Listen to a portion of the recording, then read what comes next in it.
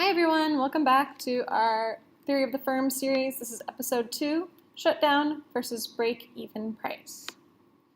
Okay, so if these curves look confusing to you, make sure you've gone back and watched the first video on the shape of the cost curves.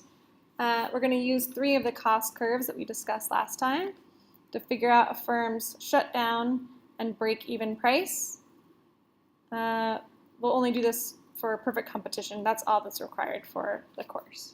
Okay, so let's start with shutdown price. The shutdown price is the price below which a firm will have to shut down in the short run and the long run. They may reopen in the long run if they change their business model. But if I see here, we have our price P1, which is illustrated by the red line, right? This would be a firm's shutdown price.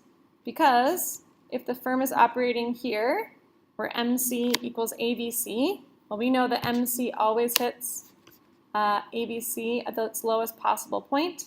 So we know that this is the firm's lowest possible average variable costs, right? And so where my price equals average variable costs, I know that if they are producing anywhere lower, or they're charging a price anywhere lower than price P1, right, they cannot cover their average variable costs.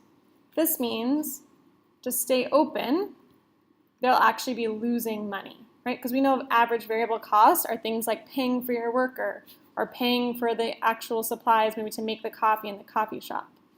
If the firm can't pay for their workers or the supplies to make the goods, like the raw materials needed, then by staying open, they're actually losing money, right? If their price is anywhere below P1.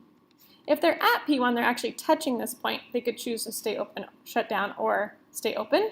But anything below the shutdown price, the firm must shut down because they're making a loss and it's making it worse by staying open because then they have to pay for the workers and the supplies, right? Whereas if they shut down, they no longer have to pay those ABC or those average variable costs. Okay. Next we have the break-even price. Okay, so we have here P2, again with the red line, hitting where MC equals ATC, or average total cost of its lower point. So I know when MC crosses or ATC, that must be the lowest possible average total cost the firm can charge.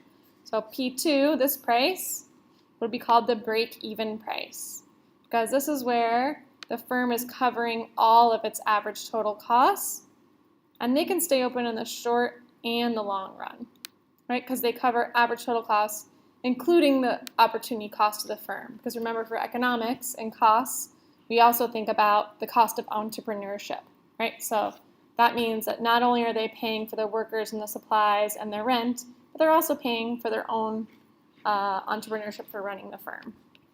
Any price above, right, would be above the break-even price, and that would be making abnormal profits, right? So here, this is the break-even price, and the firm should stay open in the short and the long run.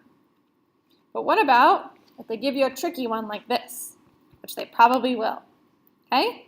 So this one you have to distinguish between the short run versus the long run shutdown price, okay? Because I have price P3 here in between ABC and ATC, okay? So this means that, well, they're above the shutdown price here, right? That would be the shutdown price, so they're above that. So that means they can cover some of their average variable costs. So they should stay open in the short run. Why? Because by staying open, they're making a little bit extra money, right? This distance here, they're making a little bit extra money to pay their workers and the supplies and those things, right? If they shut down, they would lose that money, right? They wouldn't get that. So they would actually be better off staying open in the short run. But in the long run, can you continue to be below the break-even price and continue to make a loss? No, right? So they should shut down and or change all their factors of production, right, in order to restart the business in a different way in the long run. Right, because this is not sustainable, right, because they're not to the break-even price yet. It's not sustainable in the long run. Right, so for a correct answer there, you need to specify both what they should do in the short run and the long run. That's the tricky one. Let me know if you have any other questions. Next video series will be on finding profit with normal demand curves.